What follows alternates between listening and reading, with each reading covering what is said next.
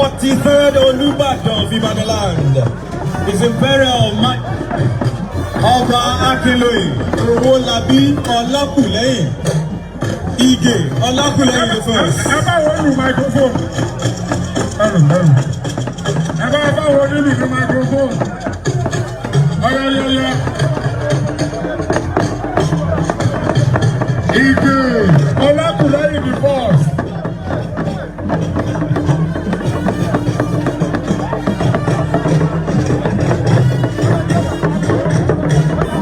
Ọba ní mo bà, ọba tó.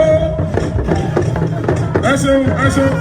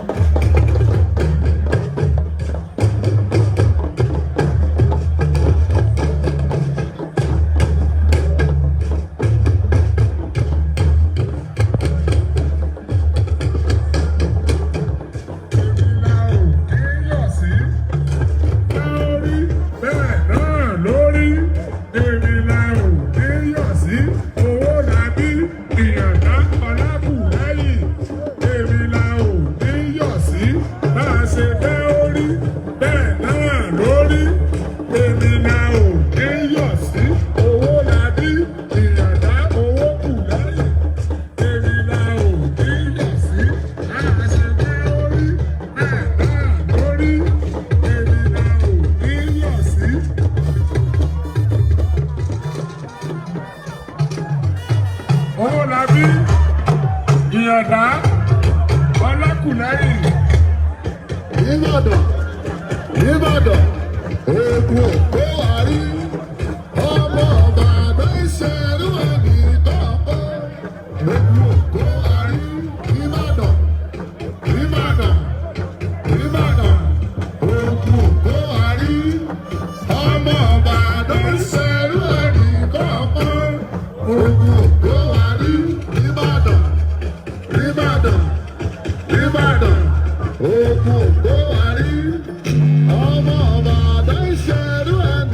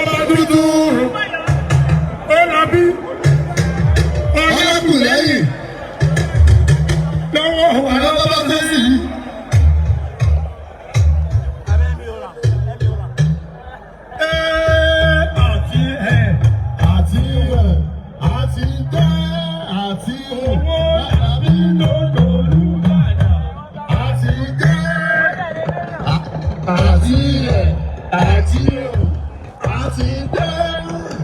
Owó làbí lọ́lẹ̀ Olúbàdàn àti dé. Àti ẹ̀ àti ẹ̀ àti dé. Owó làbí lọ́lẹ̀ Olúbàdàn àti dé. Àti ẹ̀ àti ẹ̀ àti dé. Owó làbí lọ́lẹ̀ Olúbàdàn àti dé. Àti ẹ̀ àti ẹ̀ àti dé.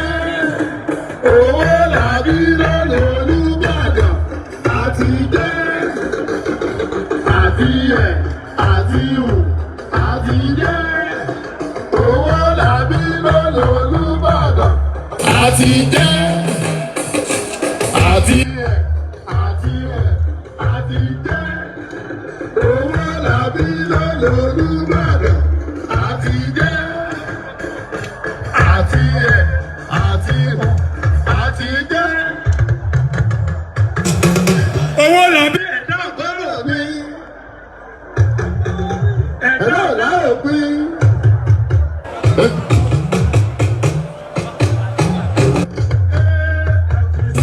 Owó làbí òṣèṣọba. Ẹ̀dá ọ̀la òpin. Ṣé mọ̀ owó làbí òṣèṣọba? Ẹ̀dá ọ̀la òpin. Ẹ̀dá ọ̀la kù lẹ́yìn. Ẹ̀dá ọ̀la òpin. Ẹ̀dí ṣe mọ̀ owó làbí òṣèṣọba mọ́. Ẹ̀dá ọ̀la òpin. Owó làbí ìyàrá ọ̀la kù lẹ́yìn. Ẹ̀dá ọ̀la òpin. Ẹ̀dí ṣe mọ̀ owó làbí òṣèṣọba mọ́. Ẹ̀dá ọ̀la òpin. Owó làbí ìyàrá ọ̀la kù lẹ́yìn. Ẹ̀dá ọ̀la òpin. Ẹ̀dí ṣe mọ̀.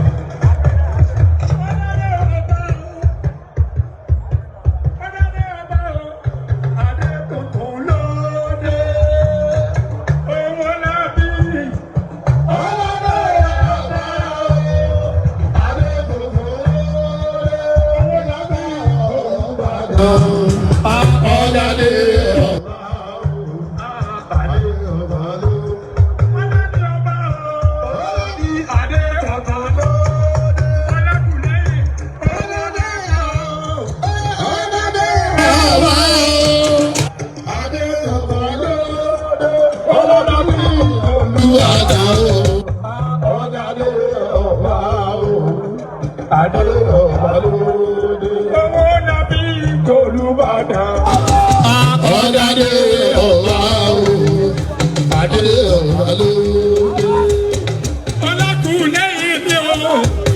Ọ̀dàdé ọ̀wá o, adé ọ̀wá lóde. Owó làbí Olúbàdàn. Ọ̀dàdé.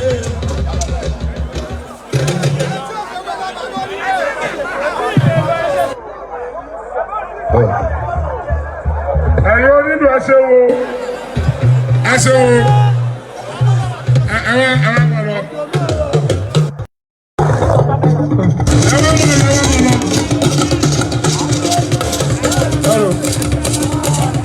Ẹṣẹ́ wo.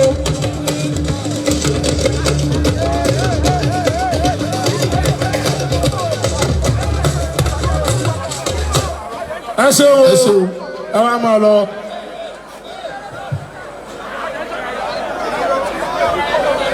Ẹ̀yin onílù ẹṣẹ́ wọn wá máa lọ. Ẹ̀yin onílù ẹṣẹ́ wọn wá máa lọ. Ẹ̀yin àyàn ó gbè yín o.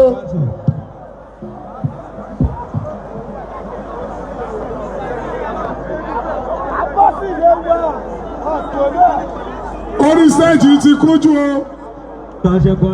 Àṣẹ wọn ní kí gbogbo wa kúrò lórí stéèjì tá a wà yìí.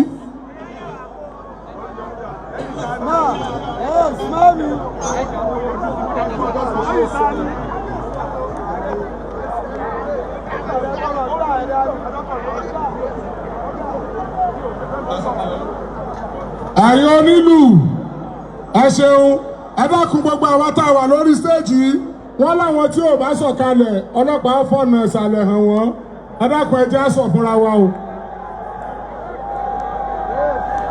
Thank you very much. We need to free up this stage. You can stay under the stage. Security agents, please help sanitize this stage. Thank you very much.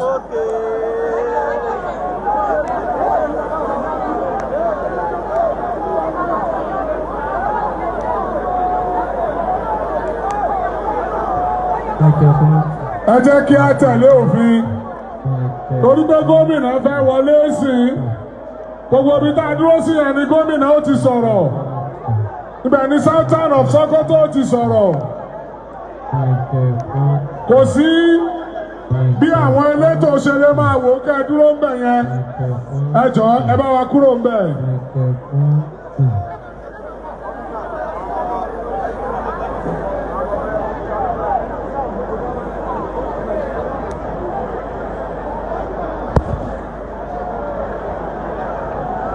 Ẹ̀yin tẹ́ ń bá wa ṣètò bí kábíyèsí ó ti wọlé. Ẹ tètè bá wa ṣe gómìnà ti dé o. Announcing the arrival of the executive governor for your state, His Excellency Governor Seyi Makinde. If you are on this podium and you have no business, move now. Security agents, move every movable now. Now. Please respect yourself. Exit this podium now.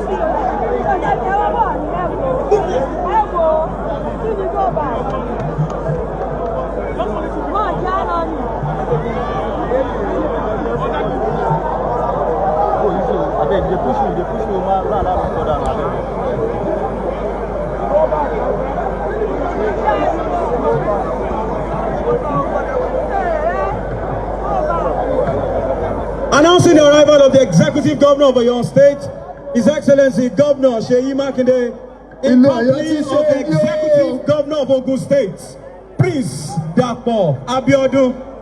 Gbogbo nǹkan tí padà tẹ́lẹ̀tẹ́lẹ̀ láti máa ṣe lọ́dọ̀ ayọ́mí tuntun làwà ṣé Mákindé làwà tún bá lọ ẹni bá ti wọ̀lú Ọ̀yọ́ ti pé á rí i pé Ọ̀yọ́ Ìṣẹ̀yí ti yàtọ̀ sí Ọ̀yọ́ ìgbà kan mélòó la fẹ́ sọ lẹ́yìn Adépẹ̀lẹ́ ṣé Mákindé ti sọ̀yọ̀ tán àgbàgbà tó ní ṣe Mákindé jàre bó ṣe débi tó kó sí àdúgbò kan tí ò ṣiṣẹ́ débi parẹ́ ẹ̀já mi ó yá 1 Ṣèyí 2 Ṣèyí 3 Ṣèyí 4 Ṣèyí 5 Ṣèyí 6 Ṣèyí 7 Ṣèyí 8 Ṣèyí 9 Ṣèyí 10 Ṣèyí. Báwo yẹ ìwé ìkéde síwájú? Báwo yẹ ìwé ìfìlà sẹ́yìn?